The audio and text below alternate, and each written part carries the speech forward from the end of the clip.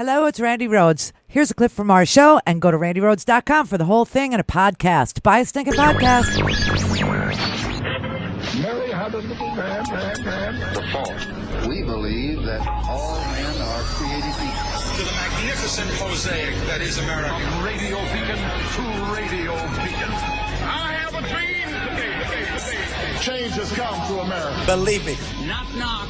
Who's there? It's a figment of your imagination. Randi Rhodes Show. Turn up your I was up touting the Trump narrative for over a decade. That was my job. Always stay on message. Always defend.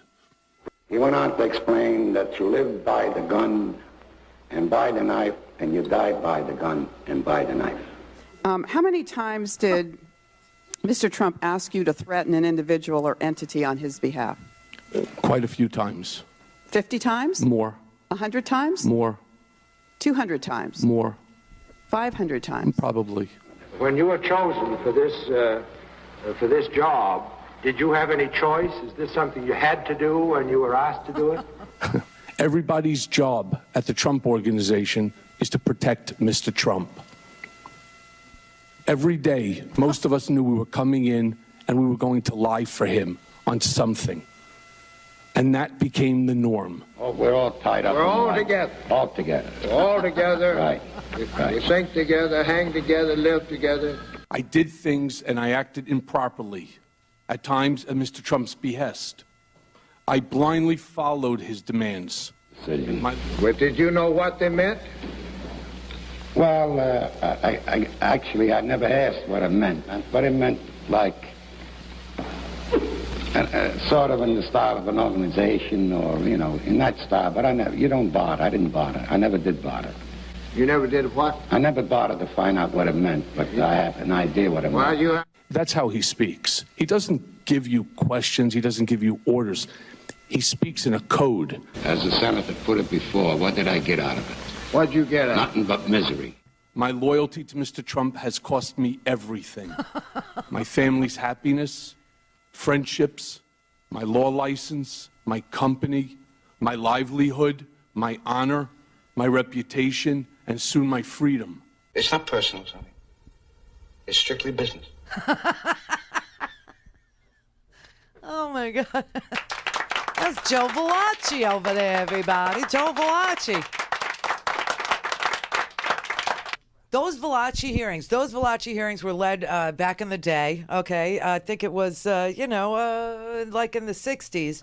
And that is where The Godfather, the scene with Frankie Pantangeli and all that is exactly the set. I mean, they used the Valachi hearings in Congress to create the Godfather hearings where Michael Corleone, except of course Michael Corleone doesn't testify the way Joe Valachi did because, Frankie Pantangeli, sorry, who is Michael Cohen in this? Didn't testify because Michael Corleone brought in Frankie Pantangeli's brother to sit there and to send a message in code to Frankie that if he testified, his brother would get it, right? And so what Trump did in the modern day was tweet out that Michael Cohen's father-in-law would get it if Michael Cohen testified, right? You see? So I got to say, anybody who is looking at what is going on here with Michael Cohen and what's going on here with the Trump Organization would be making a very big mistake by comparing this to Nixon. And this is what I'm hearing a lot of on the TV, that this is all about what Nixon did, only because the similarities are, the similarities are simple ones. The similarities are that Nixon broke into the Democratic National Committee headquarters or hired thugs to break into the National Committee headquarters, right? And that in this case, Russia, a foreign adversary, a mafia state, seriously, a mafia state with a mafia-run oligarch in charge of it, with all of his capos giving vig back to him in order to do business anywhere on his turf, which is Russia. Okay, that is not the same as Richard Nixon hiring, a couple of thugs to break into Daniel Ellsberg's psychiatrist office or the Democratic National Committee. So I think that the analogy there is very flawed when they say this is just like Nixon. No, this is not just like Nixon. This is like Valachi. This is like a mafia case. This is like The Godfather. This is like Frankie Pantangeli. This is like a RICO investigation. That is what this is. That's what the Valachi hearings were all about. It was about RICO, okay? It was about Cosa Nostra. It was about organized crime and how it was organized. And if you want to think of Donald Trump as something, think of him as the American Don for the Russian mafia. Okay? Because that's what Donald Trump really is. He's no more, he's no less. He is the godfather of the American mafia with regard to, the territory. And Russia is letting Donald Trump control this territory of theirs. And it's so unbelievable. I mean, the Valachi hearings were about explaining to the American people that there was a mafia. Back then, people didn't believe there was a mafia. They used to say things like Senator Geary says in The Godfather, this is just an attempt to besmirch the fine Italian Americans who I consider to be the salt of the earth, right? This is all to besmirch. And in fact, we had this conversation when The Sopranos first started. Remember? Poor James Gandolfini, we miss you. But when The Sopranos first started, we still have our Edie Falco, though, gotta say. When The Sopranos first started, the same conversation. Is this an attempt to besmirch the fine name of Italian Americans who are the salt of the earth? No, it isn't. It's an attempt to show what organized crime organizations look like. That's it. And Donald Trump is, he's the American Don of the Russian mafia. You got this family of his involved in all kinds of schemes and frauds and lying and cover-ups and crimes for years-long periods of time. And Donald Trump is the person who has the clear benefit of leadership in this organized criminal organization. Now, that's what RICO is all about. RICO is about charging an organization with one charge, a RICO Act violation, which takes into account everything, the speaking in code, okay, the day-to-day crime, the rarely directing of ordering a lieutenant to do something illegal, but instead offering oblique instructions or expressing general wishes. And, that their lieutenants would simply know how to translate into action. And that is what Jerry Connolly, that is what Justin Amash, a Republican from Michigan, actually questioned Michael Cohen about. You've suggested that the president sometimes communicates his wishes indirectly. For example, you said, quote, Mr. Trump did not directly tell me to lie to Congress. That's not how he operates, end quote. Can you explain how he does this? Sure. It would be no different if I said, that's the nicest looking tie I've ever seen. Isn't it? What are you going to do? You're going to fight with him? The answer is no. So you say, yeah, it's the nicest looking tie I've ever seen. That's how he speaks. He doesn't give you questions. He doesn't give you orders. He speaks in a code. And I understand the code because I've been around him for a decade. And it's your impression that others who work for him understand the code as well? Most people, yes. That's what he's talking about. He's talking about RICO. He's talking about organized crime. He's talking about a corrupt organization that's covered under the Racketeering Influenced Corrupt Organizations Act. That's RICO. That's what RICO stands for. Okay? And it's a law designed to allow prosecutors to go after enterprises, organizations that engage in extended, repeated, organized fraud or criminality. Okay? There are predicate crimes that need to come under, the prosecutors have to consider, are these predicates met? If the predicates are met, you can charge RICO, right? And they stitch together evidence of a corrupt organization, and then they go after everybody who's involved in that organization as part of an organized conspiracy to benefit its leadership. That's what the Trump Organization is. That's what the Trump Foundation is. That's what the Trump charities are about. That's what, everything is about benefiting Donald Trump, no matter how they file it, no matter how they present themselves, okay? Now, the predicates include things like violent crimes, which we don't have evidence of here, like murder and kidnapping and arson and robbery. But it also includes things like fraud and obstruction of justice and money laundering and even aiding or abetting illegal immigration, like Trump does at the various golf courses. Like he actually will have his HR people drive somebody who is undocumented that he likes to a place to get fraudulent documents that are more convincing than the ones they currently have. All these stories that are out there seemed like disparate little items until you realize they're all being brought together by the Oversight Committee, by the Judiciary Committee, by the Ways and Means Committee, by the Foreign Affairs Committee. All of these things are being brought together in one big, giant package of RICO.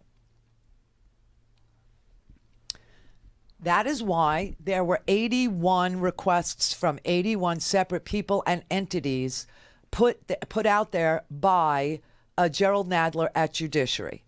That is why. And I hope everyone understands that the reason why these specific organizations and entities were selected is because there can be no claim of executive privilege with them because they've either cooperated with Robert Mueller, a la Don McGahn. You know, Don McGahn is a senior White House official.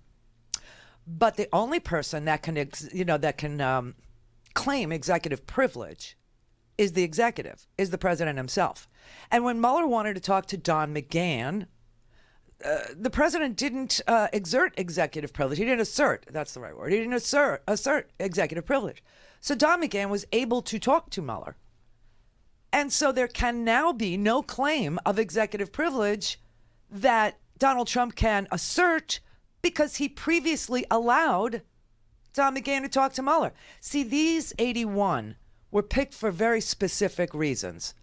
And one of those major, major reasons is that the documents that are being asked for are all documents that have previously been produced. They'd been previously produced by the people on the list, either to congressional committees, to Robert Mueller, to SDNY, to a Virginia court, to a Manhattan court. See what I mean? And that is why this 81 is so, it's moving so fast. They're getting compliance, and they're getting compliance pretty quickly because these are documents that are already packaged together for discovery purposes, for turning over to various entities. So this is a big list. 81 people is a lot. Have you had any response already? I realize this is the first day. Yes, we have. We've been having some very positive responses from a number of the 81 people today. In what sense? Well, they've been saying they will give us documents, and some have already started giving us documents. Do you anticipate that these letters and these requests that you sent out today will be the first step towards subpoenas to some of these people and entities if they don't cooperate? Well, if they don't cooperate, yes, but we don't know that they won't cooperate. In the initial batch of requests we sent out to these 81 people, we limited the requests to material that they had already submitted to other agencies, to the special prosecutor, the Southern District, so that there could be so that they could respond quickly and there could be no question of privilege. We will follow up with some of them, maybe many of them, with other document requests that for documents they haven't already submitted to others. But to get speedy compliance, to start the work very quickly, the initial document request was for documents that they had already turned over to other people. You see, there is a method to the Judiciary Committee. There's an actual thought process. This is not Benghazi, okay? This is a serious look at a fraudulent organization headed by the President of the United States. This is a serious RICO enterprise. This is an effort to identify not just the obstruction of justice, not just the abuse of his power in office, but this is about insurance fraud. This is about suborning perjury, asking Michael Cohen to lie. And on the other side, I'll play you a back and forth between Representative Jerry Connolly, where he asks Michael Cohen about the Trump lawyers, the Jay Sekulows, and the group coming to him, and did they ask him to lie for the president? Did they ask him to cover stuff up? Now, that's witness tampering. That's also called suborning perjury. That's also covered under RICO, along with the tax fraud, the bank fraud, the charity fraud, and AOC when she questioned about insurance fraud. This would all fall under the racketeer influenced corrupt organization law. That's what Congress is doing. And this is what it looks like. At RandiRhodes.com. Go for launch. Speaking truth to power, the Randi Rhodes Show. This meeting occurred just before your testimony before the Select Committee on Intelligence here in the House. Is that correct? I believe so, yes. Was that a topic of conversation with the president himself? If this is the specific instance that I was there with Mr. Sekulow, yes. So you had a conversation with the President of the United States about your impending testimony before the House Intelligence Committee. Is that correct? That's correct. What was the nature of that conversation? He wanted me to cooperate. He also wanted just to ensure, by making the statement, and I said it in my testimony, there is no Russia, there is no collusion, there is no deal. He goes, it's all a witch hunt, and he goes, this stuff has to end. Did you take those comments to be suggestive of what might flavor your testimony?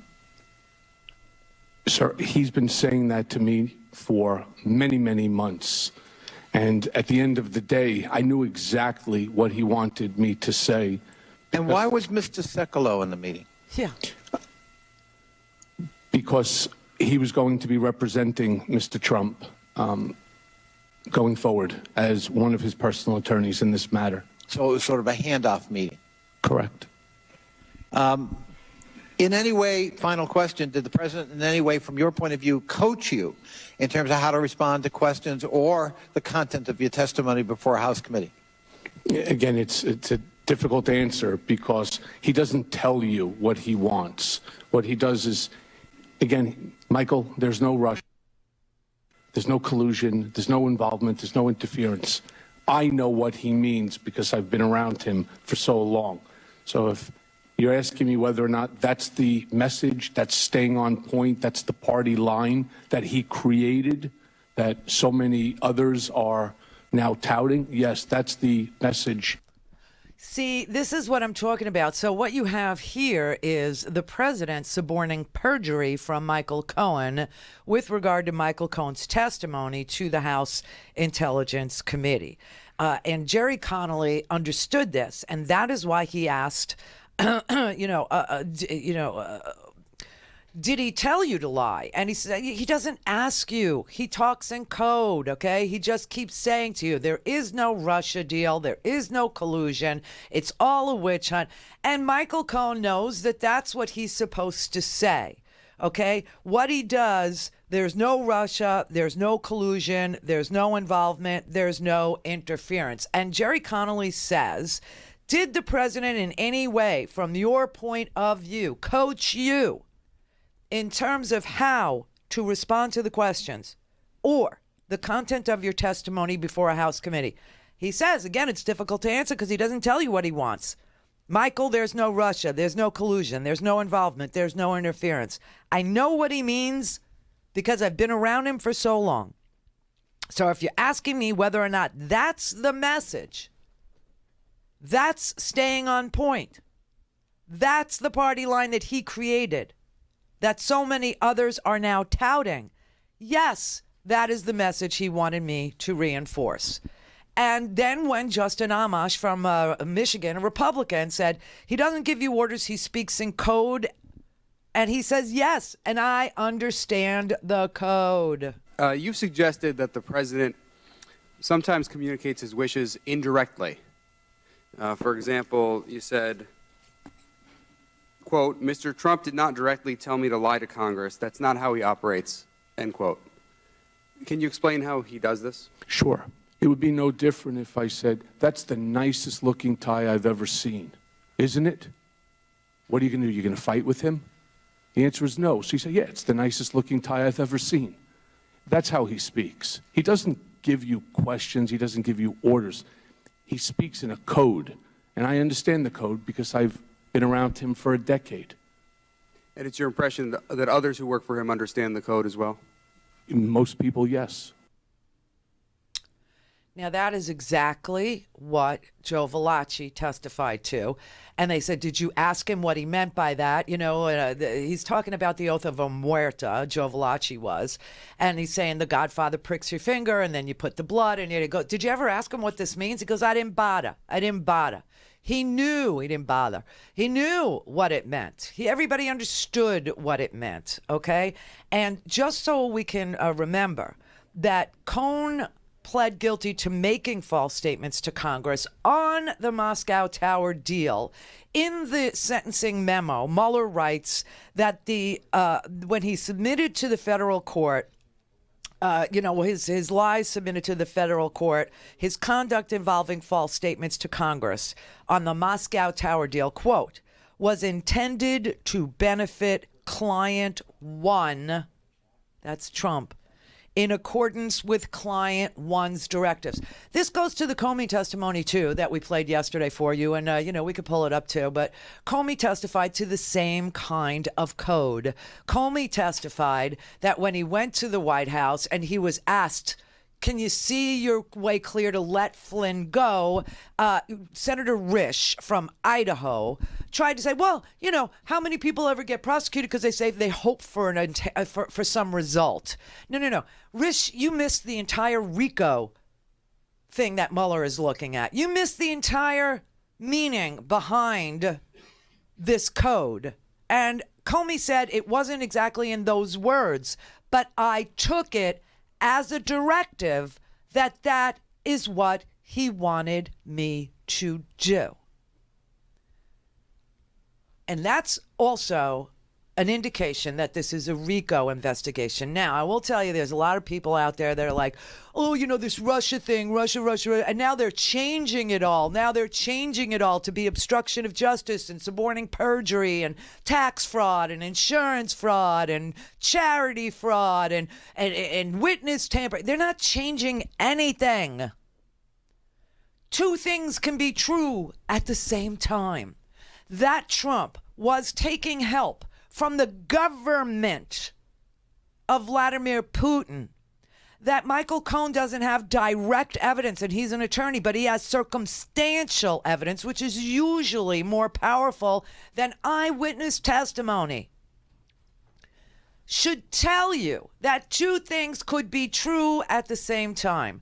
That Donald Trump was willing to and did get help from the Russian government, did get help from other people around him who would coordinate with the dump, with WikiLeaks, with Guccifer, with the dump. I mean, Roger Stone, just so you know, Roger Stone pled guilty. Roger Stone is charged with, he didn't plead guilty. Roger Stone is charged with lying about his interactions with Russian intelligence operative Guccifer and lying about his contacts with WikiLeaks. That is why Roger Stone had his house raided. because they have evidence that a court accepted to indicate enough that with probable cause, that Roger Stone was in touch with WikiLeaks and lied about it, that he was in touch with Guccifer and he lied about it. This is all part of the same exact case. Now, I'll tell you, Congress has a lower burden of proof in some respects than Mueller does, but a higher burden of proof in other respects. What does that mean? It means Congress can find that somebody did that a president, let's be specific, that a president did something that that isn't criminal because he had a lot of buffers, Senator. He never gave a direct order. He had a lot of buffers. So if he told you to push a button, yeah, I knew what he meant, and did you ever have a direct conversation with him where he said to you to push a button? No, he had a lot of people, in between. Oh, so the president had buffers. What? President had buffers. What's the buff? Oh, yeah, he had a lot of buffers, Senator. Okay? So you could have evidence of all kinds of fraud. You could have evidence of, all kinds of things that might not be criminal, but are impeachable. For instance, violation of the Emoluments Clause, using the presidency to enrich yourself. That might not be criminal, but it is impeachable. So you have two different, but the burden of proof on Congress is higher in this way. They have to convince us that impeachment is warranted, something they failed to do when it came to Bill Clinton parsing his words about having an affair. Now, that was impeachable. Why? Because they believed that Bill Clinton lied about conversations he had had with Monica Lewinsky, where apparently Monica Lewinsky got the message from the president, Clinton, that they were to keep this affair secret and that she should never admit it. And that was what she was doing until Linda Tripp and Lucianne Goldberg came up with a scheme to get her to tape record her conversations. Well, she didn't do it. They did it. They tape recorded her conversations and then used that as evidence to show that Bill Clinton asked Monica Lewinsky to lie about their affair. That became known as suborning perjury. And while that wasn't going to be a criminal charge against Bill Clinton in a court of law, it was an impeachable offense as far as the Republicans were concerned. However, the American people weren't buying it. We didn't think that that was impeachable. And impeachment is a political effort. And the Republicans did not have on their side, clean hands, because Newt Gingrich was on his third wife at the time, and was, he was on his second wife, having an affair with the third wife, the to-be third wife. We had Livingston, who was also, fooling around. You had a lot of different. So we didn't believe they had clean hands. And number two, we didn't believe that an affair was an impeachable offense, whether the two of them, who Monica was in love, decided to cover up, which is normal behavior for an affair. That's why it's called an affair and not an open relationship. And so Bill Clinton's approval ratings went through the roof during the impeachment. Bill Clinton's approval ratings during the impeachment went up to 68%. 68% of the American people supported Bill Clinton and were furious with the Republicans who were trying to ruin his presidency because Bill Clinton, seriously, was the only person to balance the budget. He was the only one talking about health care at all. That was Hillary, right? He was the only person that understood boom and bust. And he was the only one where wages were growing and people felt, that the economy was working for them. We were seeing a lot of new inventions. We were seeing a lot of innovation. We were seeing the internet come to fruition. Phones were getting smaller. They were things that were taking up entire rooms were now in your pocket. And people liked it. And so to go after Bill Clinton on something so stupid backfired. So what's going on here? And this is why yesterday I told you two things. Donald Trump will die in prison because of this RICO investigation that is now started. And the only reason why it took so long to get started is because idiot boy shut down the government for 35 days. And so no one could do anything. Now they're back, and they are beginning this investigation, which will be laid out before you and me, which will show you that this president has been destroying records in the White House about conversations he had with Vladimir Putin, about the interpreter telling her never to tell anybody whatever he said to Vladimir Putin. I could tell you the Intelligence Committee, the Oversight Committee, they just wrote a letter to Mick Mulvaney, the acting chief of staff, and they are requesting all kinds of documents that are protected under the Presidential Records Act, meaning the president has a duty to preserve all presidential records, and that would include the president is literally affirmatively prohibited from disposing of records, okay? That's the Presidential Records Act, because the president's conversations with foreign leaders belong to the American people, believe it or not. We live in a democracy, and Trump is required to preserve those records. And it seems like he has told interpreters to throw away their notes. There's a story that Politico broke a while ago that said that there's a guy who tapes Trump's papers back together after he rips them up. That was June 10th, 2018 at Politico.com. It's called Trump Papers Filing System.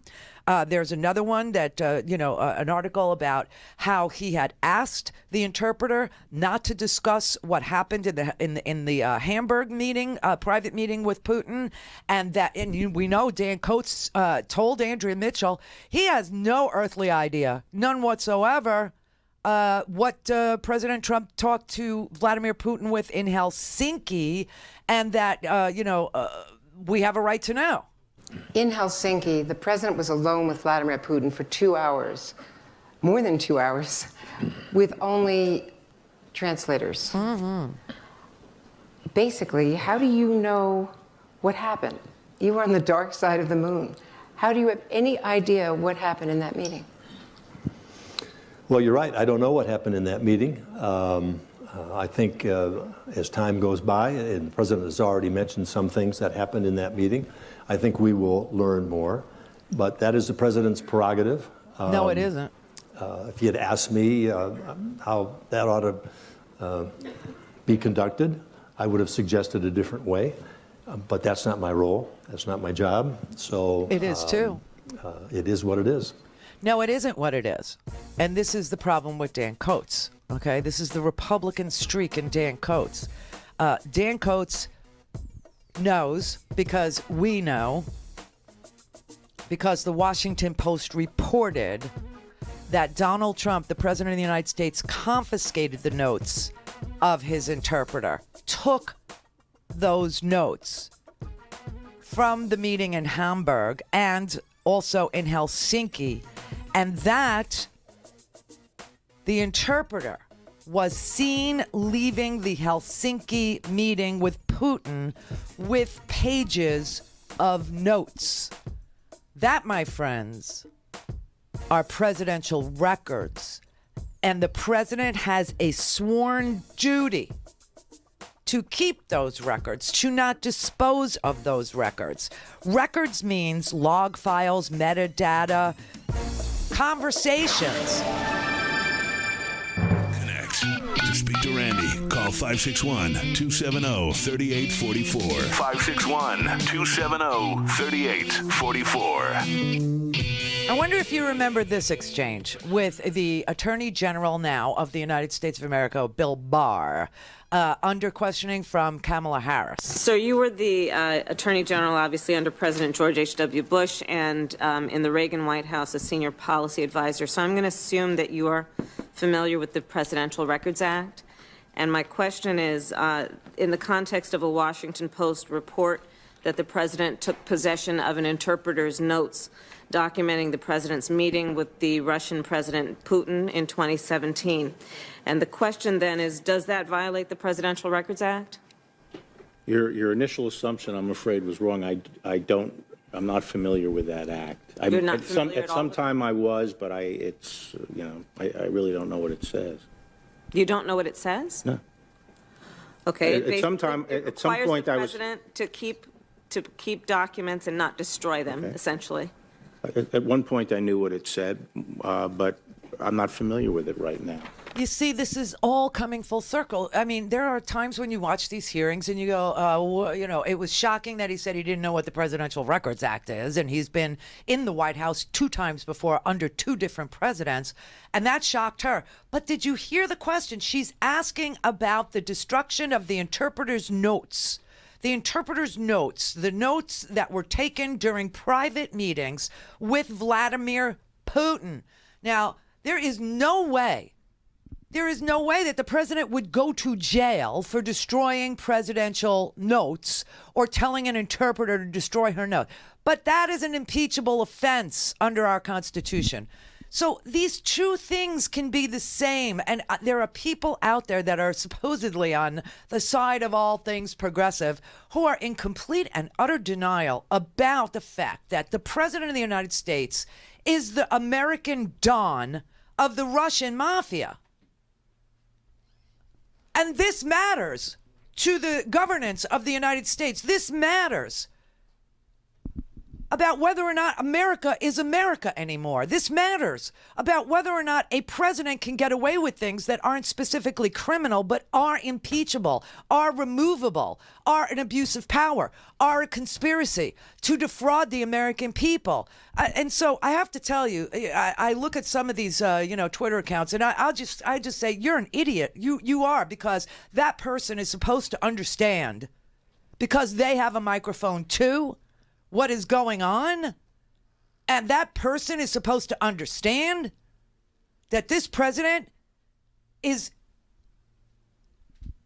putting an agenda forward that has nothing to do with keeping us safe and secure from all enemies, foreign and domestic. This person is supposed to, I swear to God, sometimes I cannot believe what passes for media, let alone progressive media. I'm shocked by it all the time, because there are no rules of the road. So here's the letter that was written to the acting chief of staff, Mick Mulvaney.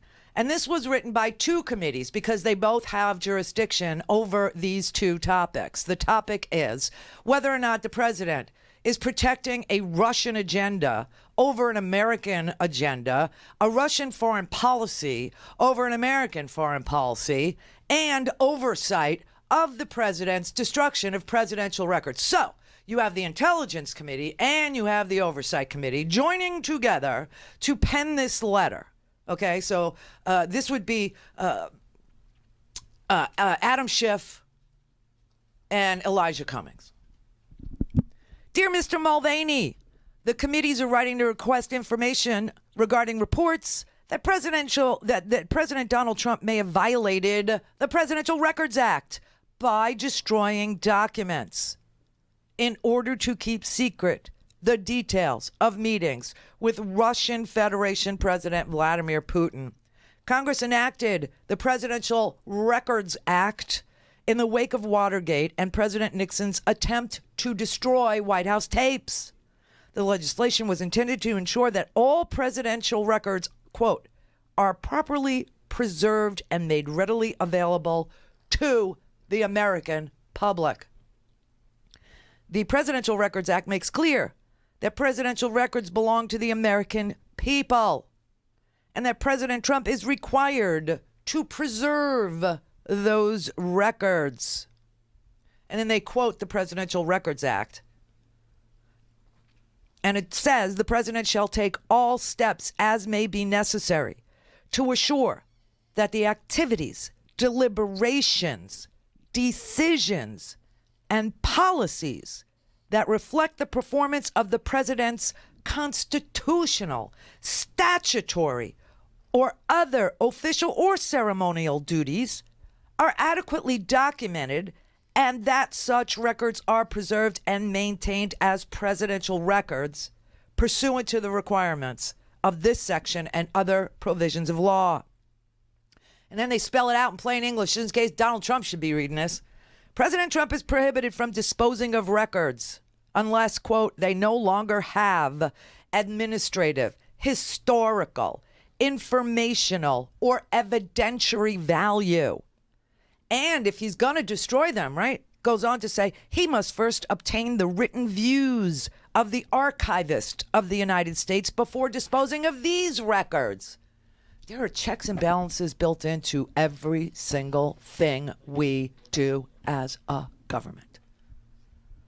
Then they lay out the case. On January 13, 2019, this is what Kamala was asking about, Kamala. The Washington Post reported that President Trump confiscated the notes of his interpreter following a July 7, 2017 meeting with President Putin in Hamburg, Germany, and instructed his interpreter not to discuss what happened in the meeting. U.S. officials also reportedly were never able to obtain reliable information about the president's 2-hour meeting with President Putin in Helsinki, Finland on July 16, 2018, although the U.S. interpreter was seen leaving the meeting with pages of notes. Previous reports have also raised concerns that President Trump may be violating the Presidential Records Act by physically tearing up presidential records. Another report raised concerns that President Trump may be failing to document hundreds of calls and meetings that do not appear on his schedule. A press report documenting 3 months of President Trump's schedules. And you may not understand why this executive time thing, which is just, early in the morning to late, and that people just say, oh, all he's doing is watching TV. Oh, hell no. These reports mean something. A press report documenting 3 months of President Trump's schedules indicated that he spends approximately 60% of his time in unspecified executive time. In response, Madeleine Westerhout, the director of Oval Office operations, seemingly confirmed in a tweet that the president was having numerous calls and meetings that do not appear on his schedule. She wrote, quote, "What these don't show are the hundreds of calls and meetings at real Donald Trump takes every day." Whoops. Whoops. Where are the logs for these phone calls? For these reasons, we now request that you preserve all documents, communications, and other data, records that may be required for the committee's oversight and investigative duties relating to this subject. The term records is broad. It includes log files of phone calls, metadata. Preserve means taking reasonable steps to prevent the partial or full destruction, alteration, testing, deletion, shredding, incineration, wiping, relocation, migration, theft, or mutation of electronic records, including emails, as well as negligent or intentional handling, which would foreseeably make such records incomplete or inaccessible. Specifically, you should exercise reasonable efforts to identify and notify former employees and contractors, subcontractors, and consultants who may have access to such records, that these must be preserved. And exercise reasonable efforts to identify, recover, and preserve any records which have been deleted or marked for deletion but are still recoverable. And if it is the routine practice of any employee or contractor to destroy or otherwise alter records, stop it. It says either halt such practices or arrange for the preservation of complete and accurate duplicates or copies of such records suitable for production if requested. And then they ask 5 questions. And the questions are simple. Did he take possession of the interpreter's notes from the Hamburg meeting? Did he destroy them? Did he preserve them? Who has them? Who's in control of them? Have the interpreter's notes or a copy been provided to the State Department? Then they asked, does any official within the Trump administration, including within the White House, have any record of any meeting or call between Trump and Putin? If so, provide the date of the meeting or the call, the location of the meeting or the call, the identity of all officials who have possession, custody, or control of those records, and an explanation of how those records have been and are continuing to be preserved.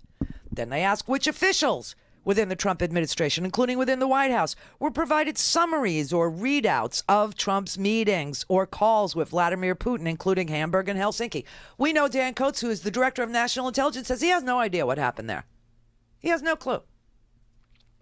Did the United States government pay the interpreters who staffed the meetings or the calls between Trump and Putin, including Hamburg and Helsinki? And number 5, how has the president documented and preserved records relating to the hundreds of calls and meetings that Marilyn Westerhut claimed don't appear on his schedule? You see, there are crimes here that aren't exactly suitable for the SDNY federal prosecutors.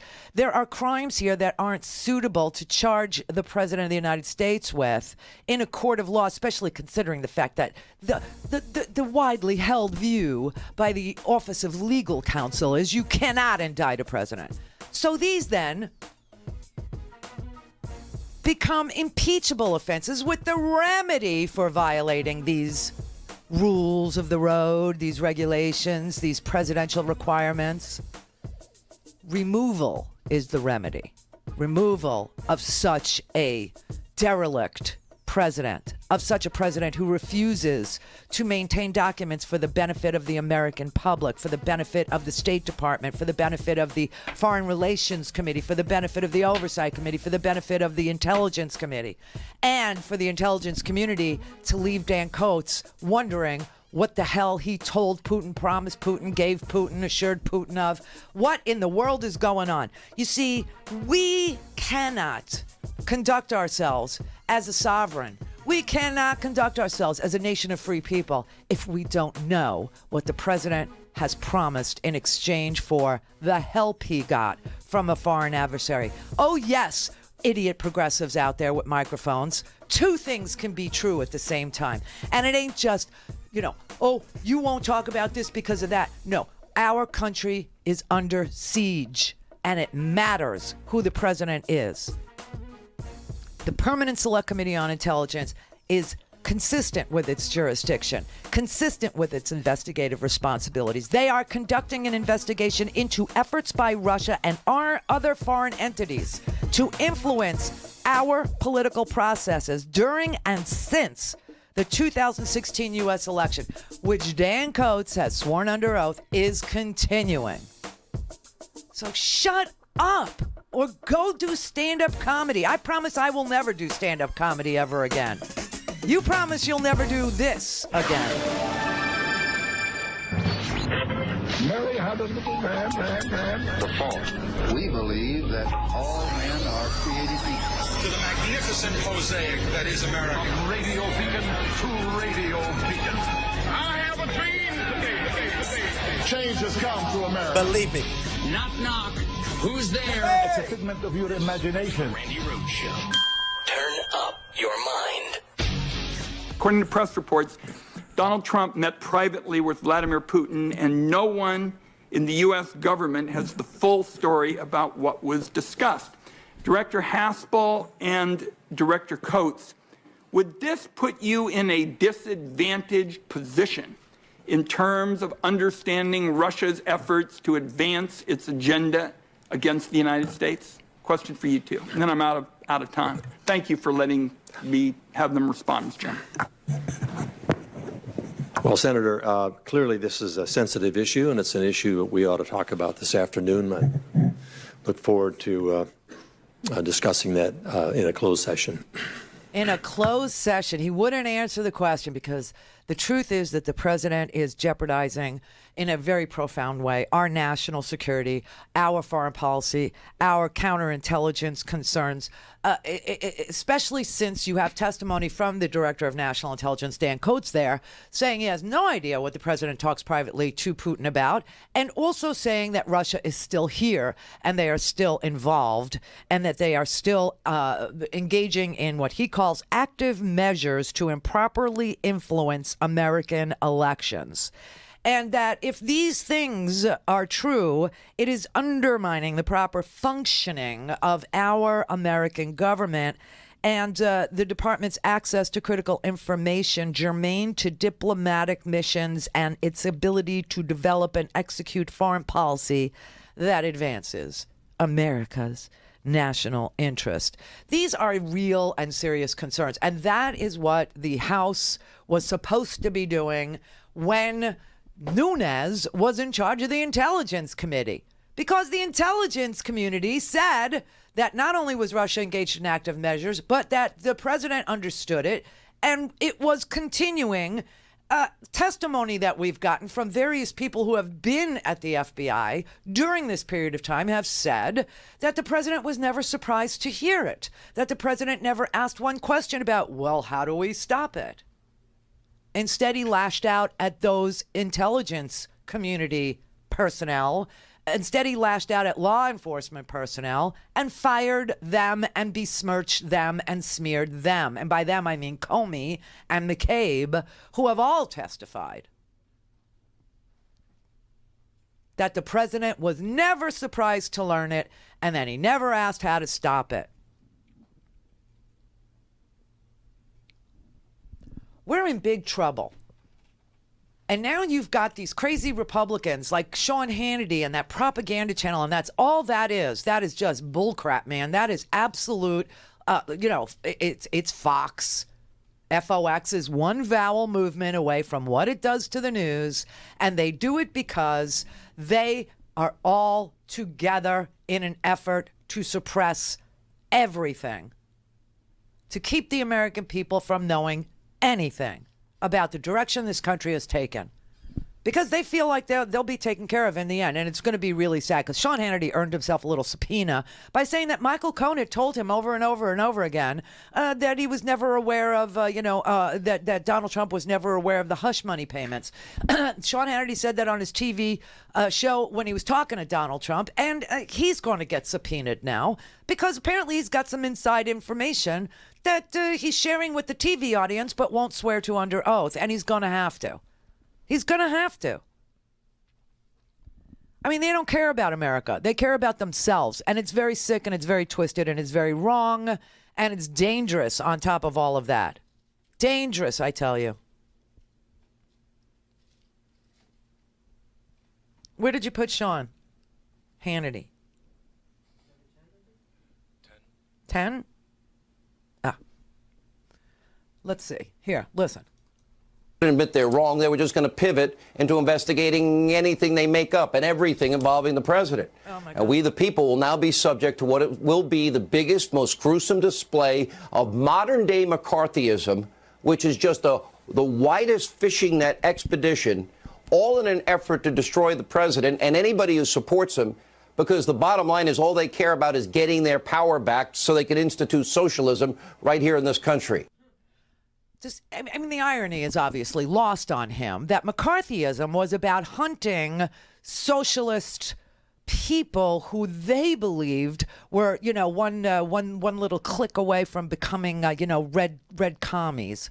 And that's what McCarthyism is. Now he's accusing socialists of what? Hunting themselves? It makes no sense. But this is the kind of crap that goes out in prime time on a station that is allowed under our law to brand itself as news. We need standards and practices. We used to have it. You remember we used to have standards and practices in television where not only couldn't you curse, but you couldn't say the word pregnant. When Lucy was pregnant, with little Ricky, she couldn't say the word pregnant, okay? They had to sleep in separate beds. Right? Because they had standards and practices. As goofy as those standards were, as goofy as those practices were, to never refer to being with child as being pregnant, as goofy and as wrong as those were, at least there were some standards and practices. News was not intended to make a profit. It was supposed to be a public service. And so in order to brand yourself news, you had to be held to a higher standard. Couldn't just say any schmeary thing you wanted, which is what they do over there. And we are suffering as a country. We're suffering from unbelievable amounts from propaganda. And does it come from both sides? No, it comes from the fringiest of the fringe. You got a core in the middle. It's called democracy. And then you got things that are leeches on democracy. And then you've got the what do you call it? The symbiotic relationship between the leeches and the bacteria, okay? And then you got the fringiest of the fringe. And they are the stupidest people on this planet. I mean, just idiots. Really cannot put a story together, cannot manage facts, cannot handle a large conspiracy, cannot handle an attack on this country from within. They just can't do it. And if they see it, which I doubt, because I told you, I've known them. Russia's smart, but he doesn't give a rat's ass about you. His whole thing was always about self-aggrandizement and making him, and the deals he made to the exclusion of every other voice, where you could be in a market, you could be in a city, you could be in a rural town, and you might have 2 or 3 talk stations, and Rush was on all of them. That's a conspiracy to defraud the American people, okay? And it was never prosecuted. Instead, ahead of the prosecution, ahead of the antitrust regulations that should have kicked in,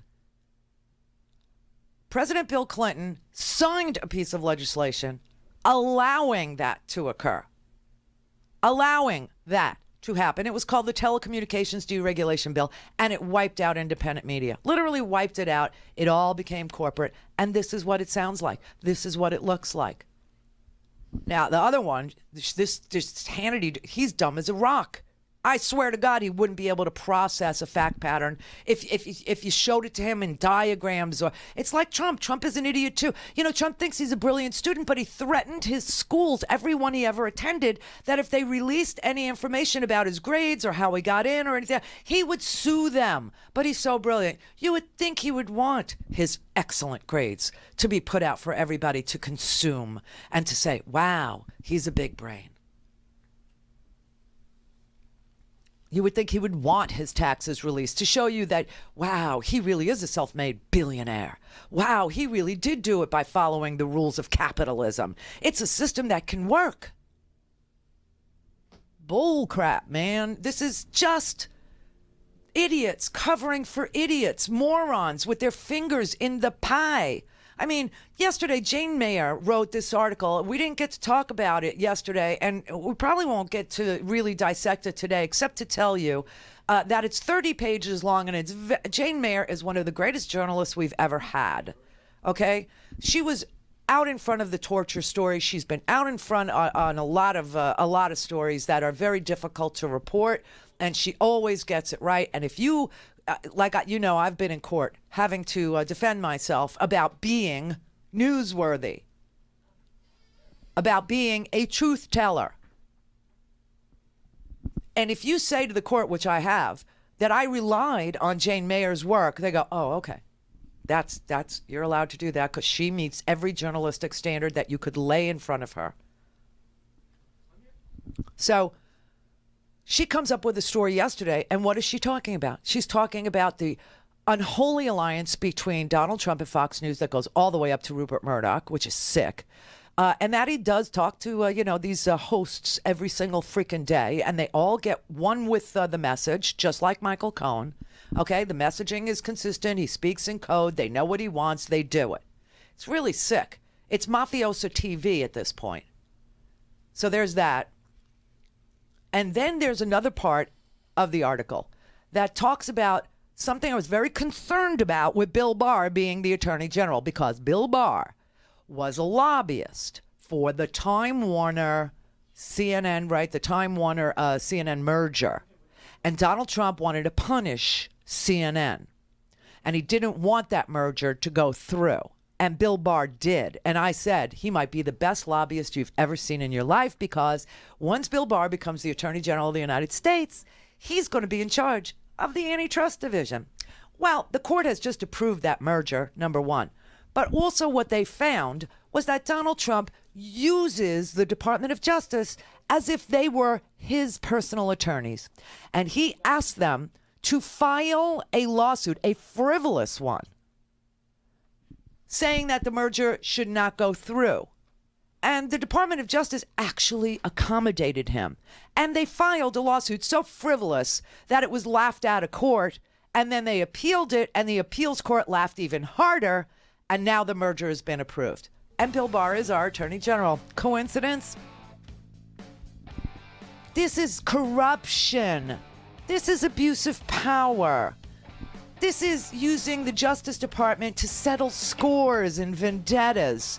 And then smearing the honest agents, the Bob Muellers, the heroes, the James Comeys, smearing them, smearing the McCabe's, smearing their reputations, saying that they are a deep state out to get the American Don of the Russian Mafia. Damn straight.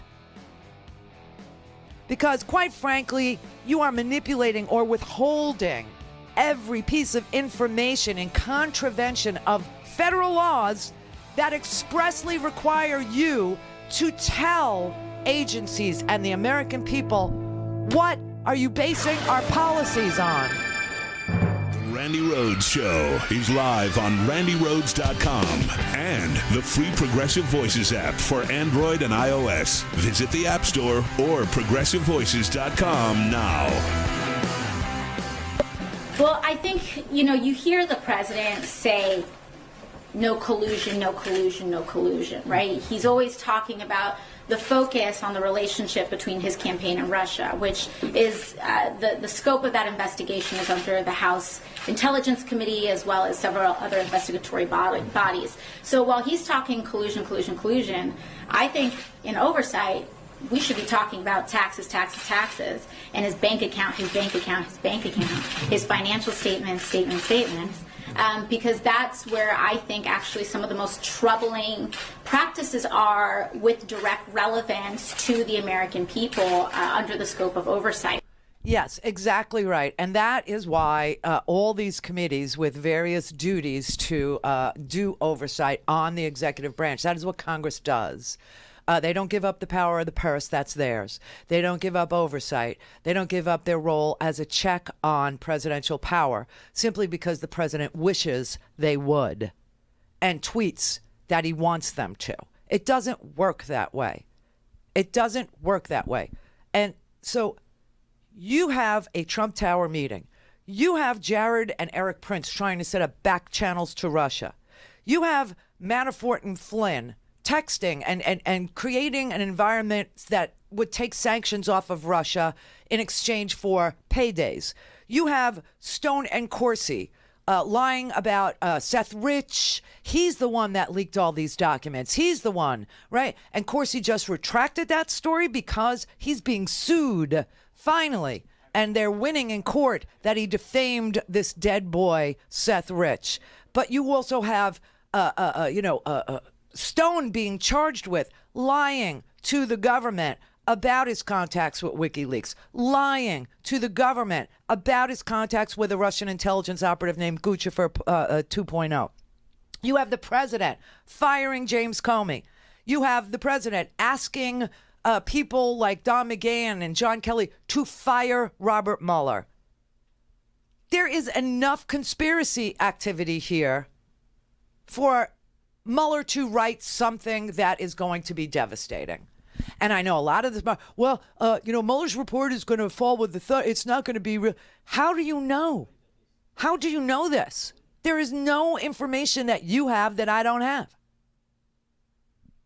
There is none. And I got news for you. If Mueller's report doesn't, show some sort of a conspiracy between Trump associates and the campaign and the transition team and the national security advisor, Michael Flynn, and the campaign manager, Paul Manafort, and the deputy campaign manager, Rick Gates, and Donald Trump himself, and Jr., and his Trump Tower meeting with Ike Kavaladze and Natalia Veselnitskaya, and Rob Goldstone's emails that the Russian government is supporting and Cambridge Analytica. If that doesn't happen, then no one is ever going to believe in a special counsel ever again. No one is ever going to believe in investigating a president ever again. And the communist bastards, the oligarchs, will have won. And that's why I cannot possibly believe what some of these lunatics on the left are saying.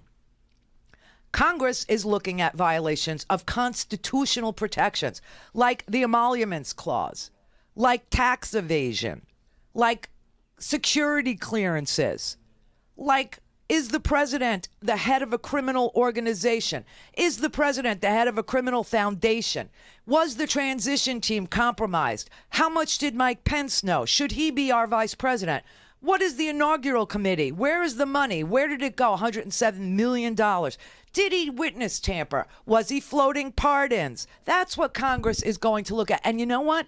At the same time, because we're progressives, and because there are 95 to 100 members of the Progressive Caucus, thank God, we managed to pass 2 pieces of legislation on gun safety, one demanding universal background checks on everything, including private sales, except for sales between close relatives. A second gun rights law, gun safety law that gives the FBI more time to do a background check, because previously, if you were coming up funky, if it was coming up weird, and the FBI was taking more than 3 days because you had a weird thing on your record, then they went ahead and sold you the gun. Not anymore. Now it's a 10-day background check if you should come up strange or funky, or somebody with a domestic abuse on your record, or somebody with drug abuse on your record, or somebody who kicked their dog, violence against animals on your record. Instead of just saying, well, it's a weird record and we only have 3 days, they have 10 days now. So it seems like they can legislate and do oversight at the same time. We also have Representative Sewell introducing a new Voting Rights Act to reinstate the Voting Rights Act of 1965, which Antonin Scalia said we don't need anymore, which was absurd. We also have H.R. 1 that's going to be voted on in the House that takes money out of politics. And we also are writing a Green New Deal for infrastructure development with an eye toward the next wars are going to be over water here. I mean, here's a little report that went unnoticed. The coal ash coming from these coal-fired power plants are contaminating all the waterways in 39 states, and people are getting cancer. It's quiet, it's safe, it's a family atmosphere. Danielle Bailey Lash grew up in Walnut Cove, North Carolina. The tranquil town of just over 1,000 people sits right along picturesque Ballew's Lake. The lake, that was a big reason to move into this area? Dream location, it had everything that we needed, and the price was right. The price was right because just over those trees is the Ballew's Creek Steam Station, one of Duke Energy's largest coal-burning power plants. And one of the realities of coal-burning plants is that you need a place to dispose of the waste. And that traditionally has meant coal ash ponds, like this. It may look like a beautiful lake, but it is basically an unlined pit in the ground with millions of tons of ash. Mercury, cadmium, arsenic, contaminants associated with cancer, right in Danielle's backyard. In 2009, Danielle began experiencing headaches. And I went to the hospital, and they told me that I had a brain tumor. And they weren't lying. They said it was the size of a drink box right over here. Can I take a look again? Sure. She was diagnosed with stage 3 astrocytoma, brain cancer. What do you think caused all this? I'm 100% sure I know what caused it. And that's Duke Energy. Great. So here's a Republican explaining on faux news why he's against writing a Green New Deal. Gary, our farmer friend, I see you shaking your head. What are you thinking about, Gary? Yeah, Gary. Many environmentalists, and OAC being one of them, do not realize that America is covered in grass. And 75% of a cow or a beef animal's body weight is made up of grass, which we cannot eat. So we would be eliminating a livelihood of a huge portion of America, or United States anyway, in their production of beef. All right. Thank you all for your comments and for being here today. What? 75% of a cow is made up of grass, everybody. And that is why he's against a Green New Deal. What? Sebastian Gorka, they're going to take away your hamburgers. I mean, these are communists. They truly are. I mean, it's amazing. They say the stupidest things. Oh, thank you so much for your really? The Green New Deal has not been written yet. It is being crafted And we can contribute to it by telling stories of cancer clusters around coal ash infested lakes with mercury. There is no safe level of mercury. None. Zero. But somehow our Congress is able to chew gum and walk at the same time. Somehow we are managing to pass 2 pieces of gun safety legislation, something that has not happened since 1994, when we had an assault weapons ban for 20 years. And then it expired, you see. No, we had it for 10 years. And then it expired in 2004. And we haven't talked about it since. And now we see, kids coming home dead from school. We managed to introduce a Voting Rights Act. We managed to have H.R. 1, which is an anti-corruption bill, which actually addresses the issue of money in politics. And we are managing to write a Green New Deal. We are managing to talk about health care. We are managing to have a debate about Medicare for all, or a single-payer system, or Medicare starts at 50, all different ways to deal with the fact that 30 million Americans have no health care, and even more millions are underinsured, and even more millions can't afford their copays, can't afford their deductibles, and can't afford their premiums. Hello. And the only thing Trump was able, the Chinese trade war is over. Feel any better? Nothing happened. Nothing happened. He rewrote NAFTA, everybody. Yeah, the name of it. Feel better? Is that good? Where's Infrastructure Week? When is that going to happen? Where's Mexico's money to pay for the stupid wall? Where's the tax cut for the middle class that he said, we're going to put it in. We're putting it in the next few days. I'm not playing it because I'm just so sick of him. But where are all these things? Where are all these things he promised? And they only hone in. He promised the wall. Nobody promised Mexico would pay for the freaking wall. And to quote Trey Crowder, that would be like Grandpa promising a PlayStation for Junior on Christmas Day, and instead on Christmas Day, Junior wakes up and you give him a receipt for absolutely nothing and smack him in the face. Merry Christmas. Somehow we managed to govern. Somehow Democrats know how to balance a budget. Do we screw up? Oh, Bill Clinton screwed up the entire media market with this Telecommunications Deregulation Act. Oh, yes, he did. But they managed to legislate. They managed to do stuff. And all Republicans did, tax cut for the wealthy. Biggest transfer of wealth in the history of the United States. Well, shouldn't say that. One of the. Robin Mesa. Hi, Randy. Hey, I was just thinking about, it's funny that you bring up like truth and news and information, and I actually pitched this to the FCC and a bunch of the organizations that give out awards to news channels. Yeah. It was basically, an organization or a certification for, telling the truth in news and information. Basically it would be a voluntary program for like TV, print, internet, any of the media out there that would pledge to the media outlets that, they would be truthful in their way they present the news. And in response to that, they would basically get an emblem that they could put on at the beginning of their show and show that they comply. Yeah. It'd be the same like the J.D. Edwards and like ISO certification for manufacturers. You mean J.D. Power or the Good Housekeeping Seal of Approval. Exactly. Yeah. And, and the person who organized this could, put that out there. And obviously it's all voluntary, to sign up for it. So there's no First Amendment violation. I did get a letter back from the one of the news organizations for the RTDNA, which is the Radio Television Digital News Association, and they thought it would be a violation. But anyways, the FCC never responded to it. If it's an association, it's a lobby shop. That's why. Okay, yeah. And so anyways, but the thing is, you can certify that. It's, be totally... I think it's a wonderful idea. It's a great beginning. It's a great start. It does not violate any First Amendment right at all. You can either have the seal of approval that shows that you have standards and practices, that you have an ombudsman, meaning a fact checker, and that everything that is being told to the people who are imbibing this, or, that these people are actually using, accepted journalistic principles, and that they're fact checked and blah, blah, blah.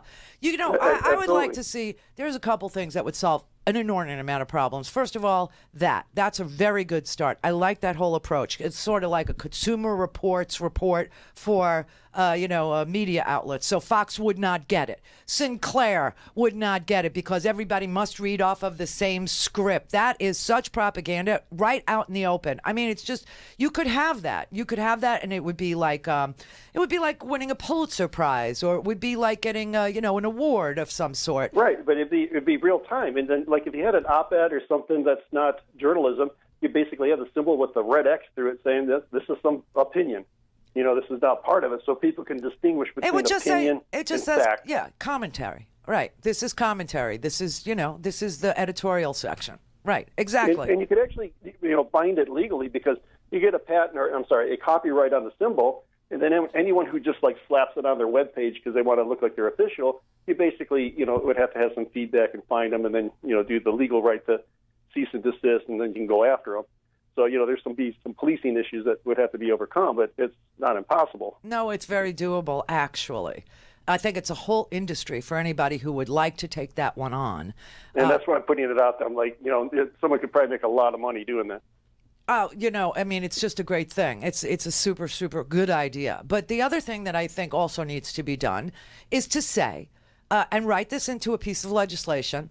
And, how we pass it, I have no idea yet. But to say that if you are a member of the government, you're a Congress member, you're a senator, you're a president, you're a presidential press secretary, that if you are using your official platform, your official podium to address the American people, we're not talking casual conversation.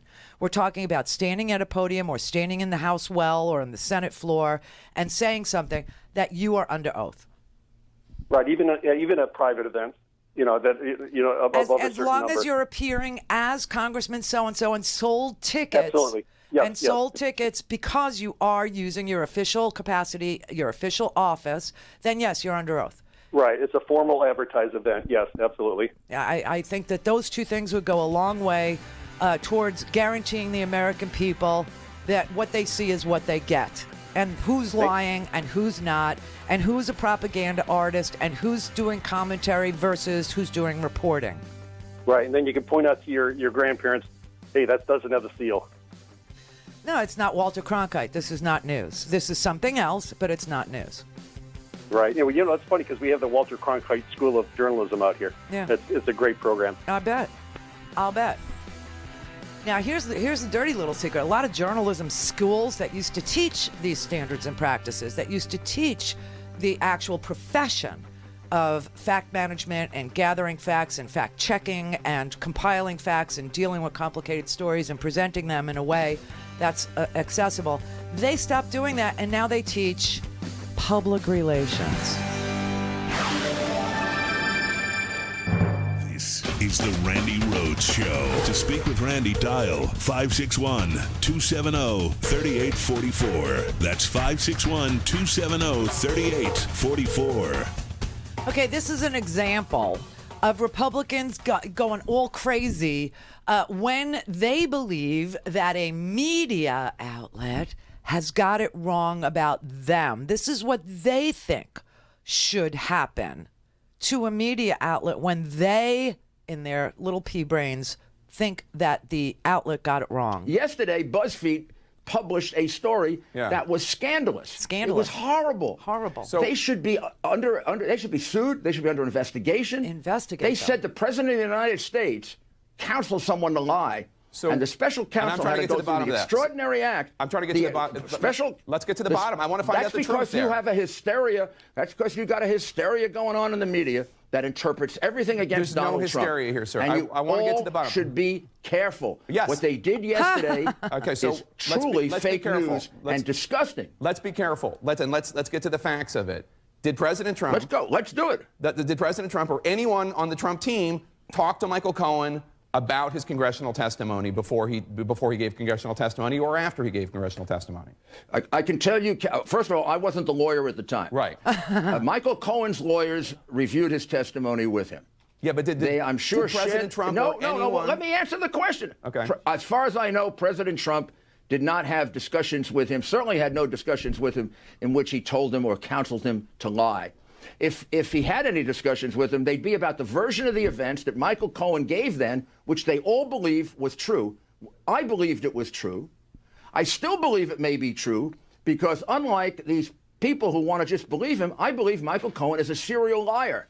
If you can figure out when Michael Cohen's telling the truth, you're better than I am, Jake. And that's what happened to BuzzFeed. They bought a totally phony story. They weren't going to buy it unless they got some phony stuff about federal agents, and then they went with it because they're the same ones who published the Steele dossier when no one else would do it. They obviously have a hatred for the president. But you just acknowledged that it's possible that President Trump talked to Michael Cohen about his testimony. Which would be perfectly normal. Which the president believed was true. So it's possible that that happened, that President Trump talked to Michael Cohen I don't about know his if it happened or didn't happen. And it might be attorney-client privileged if it happened, where I can't acknowledge it. But I have no knowledge that he spoke to him. Oh, but if I did know, I couldn't tell you anyway. And so BuzzFeed needs to be investigated. They need to be sued. Well, you know, that story is back in the news again, because that story is the story that Michael Cohen testified to under oath after he lied to protect Donald Trump, pled guilty to lying to protect Donald Trump. And now they turn around and they say Michael Cohen is a liar. That is a racket. That is an absolute racket. Michael Cohen testified under oath with the penalty being more than 3 years in prison, which is what his plea deal calls for after all these crimes that would have equaled 70 years in prison for Michael Cohen. If Michael Cohen would have lied to Congress when he testified in public last week and is going back tomorrow to testify behind closed doors, if he would be lying now, that plea deal would be ripped up. So he is facing literally dying in prison if he's lying now. Now, BuzzFeed reported that story that Michael Cohen wasn't, I mean, they used the wrong word. Okay, they said that Michael Cohen was directed by Donald Trump to lie. That, we now know, is nothing Donald Trump does. He speaks in code. He says there is no Russia thing. There was no Trump Tower Moscow deal. There is no collusion. There is, and he says it over and over and over again. And Michael Cohen understood that that meant, with Donald Trump's attorney, Jay Sekulow, in the room, to mean that Donald Trump wanted Michael Cohen to lie to Congress, which he did.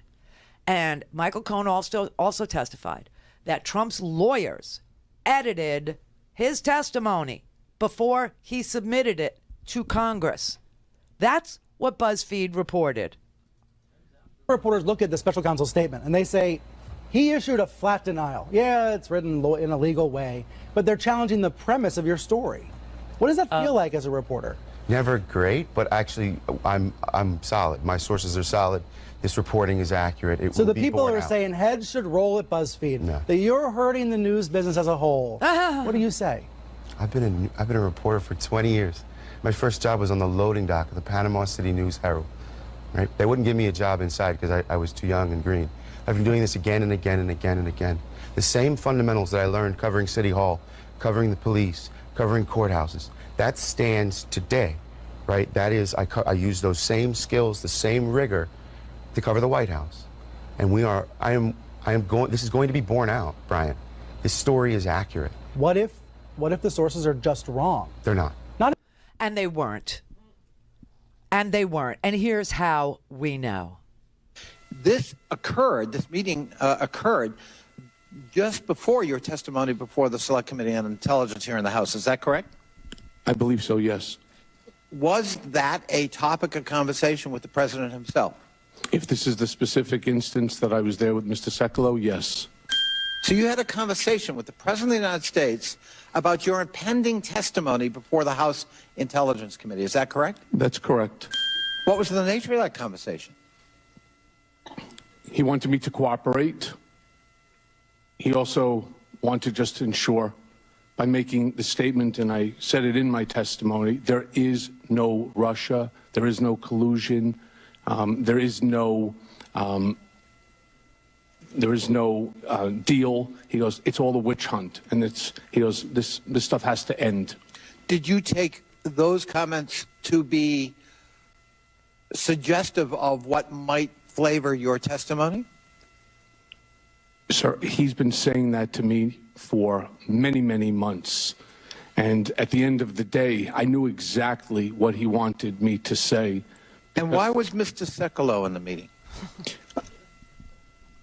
Because he was going to be representing Mr. Trump going forward as one of his personal attorneys in this matter. So it was sort of a handoff meeting. Correct. In any way, final question, did the president in any way, from your point of view, coach you in terms of how to respond to questions or the content of your testimony before a House committee? Again, it's a difficult answer because he doesn't tell you what he wants. What he does is, again, Michael, there's no rush. There's no collusion. There's no involvement. There's no interference. I know what he means because I've been around him for so long. So if you're asking me whether or not that's the message, that's staying on point, that's the party line that he created, that so many others are now touting, yes, that's the message. So I guess the BuzzFeed story was true, except for the word directed. See, because Trump doesn't do that, he talks in code. James Comey testified the same way. He said, not in his words did he direct you to let this Flynn go. Not in those words. Well, what did you take it to mean? Because people don't go to jail because somebody hoped for an outcome. I took it as a directive. I took it to mean he wanted me to let Michael Flynn go without prosecution, even though he was our national freaking security advisor and he was doing deals with Saudi Arabia and Russia. Private deals to enrich himself at the expense of our national security as national security advisor. So that's the problem with the BuzzFeed story. The word direct. He didn't direct anybody. He just tells you basically what you should say by saying it himself. You suggested that the president sometimes communicates his wishes indirectly. Indirectly. For example, you said, quote, Mr. Trump did not directly tell me to lie to Congress. That's not how he operates, end quote. Can you explain how he does this? Sure. It would be no different if I said, that's the nicest looking tie I've ever seen. Isn't it? What are you going to do? You're going to fight with him? The answer is no. So you say, yeah, it's the nicest looking tie I've ever seen. That's how he speaks. He doesn't give you questions. He doesn't give you orders. He speaks in a code. And I understand the code because I've been around him for a decade. And it's your impression that others who work for him understand the code as well? Most people, yes. Now, other people who have worked for the Trump organization, Barbara Rez comes to mind, they've been interviewed about Donald Trump's management style. And she said the Cohen testimony rang true to her. So this is how you corroborate these kinds of things. What Michael Cohen has is circumstantial evidence, which is powerful. What Michael Cohen has is a history with the president. What Michael Cohen has are checks, receipts, documents. What Michael Cohen has is a lawyer who's willing to go on TV and show you those documents. The President of the United States wrote a check as president to Michael Cohen that was part of a scheme to violate campaign finance violations and to violate the rights of the this was a scheme to, in part, to defeat the election. I mean, it was intended, as you well know, it was right after the Billy Bush tape, and the last thing that Mr. Trump wanted, it appears, was to have 2 other episodes of him being involved with a porn star or a Playboy model, and they wanted to avoid that at all costs. So they paid $130,000 to Stormy Daniels through her lawyer,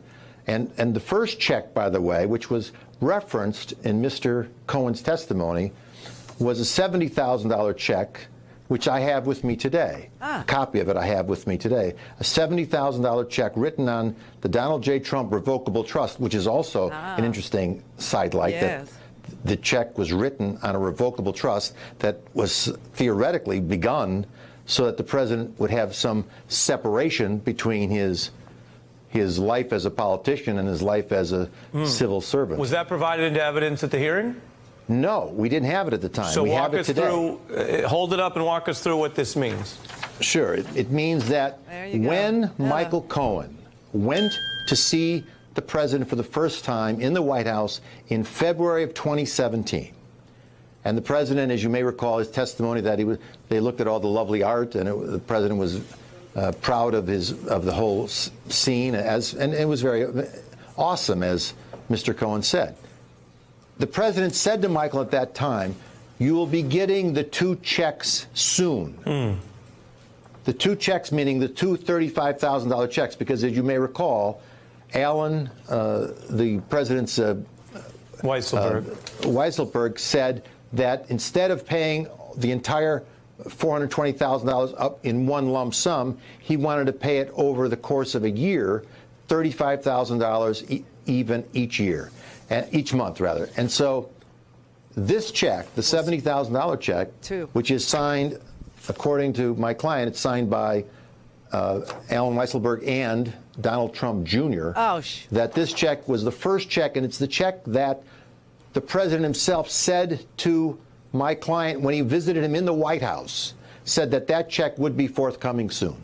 And sure enough, it was on Valentine's Day, Happy 2017. Valentine's Day, everybody. Happy Valentine's Day. This is how the president celebrates Valentine's Day, by paying off his lawyer who paid off his girlfriends. So Michael Cohen's got the receipts. Now, here's what I really want to see. There is a story, and it's, a real journalistic endeavor. And by the way, there are standards and practices in journalism. For instance, you have to have more than one source. 2 would be the minimum to print a story like this. And 3, you also have to call the target of your story. And you have to tell them that you're going to press with a story about you and ask you for a comment so that you can either corroborate the story or defend yourself against the story. Those things happened with BuzzFeed. Those things happen with Jane Mayer. Those things, she has dozens and dozens of people she spoke to. Okay, that's real journalism. Here's a story. Ike Cavalazzi, who was at the Trump Tower meeting with Jr. and Manafort and Kushner, apparently after the election also wrote a check to Michael Cohen for $500,000. I want to see that check, and I want to know what it's for, and I'll bet you tomorrow that's exactly what the Intelligence Committee wants to know. Oh, yeah, I'm good at this. Don't F with me. Morons. Yes, I'm pissed. You know why I'm pissed? Because the fringy parts of our side for a progressive agenda are screwing us. They're messing with us. I don't like it. You need to stop or just get the hell off the air and go do whatever it is you're really good at. Because it ain't this. This is fact. This is not fantasy. This is not conspiracy unless there really is one. And this is RICO. This is a mob prosecution. This is a fraud prosecution. And the fraud has been committed in a conspiracy. And the fraud was to defraud the United States, the American people. And it's ongoing. It's active, and if you won't or can't understand it, you're part of the problem.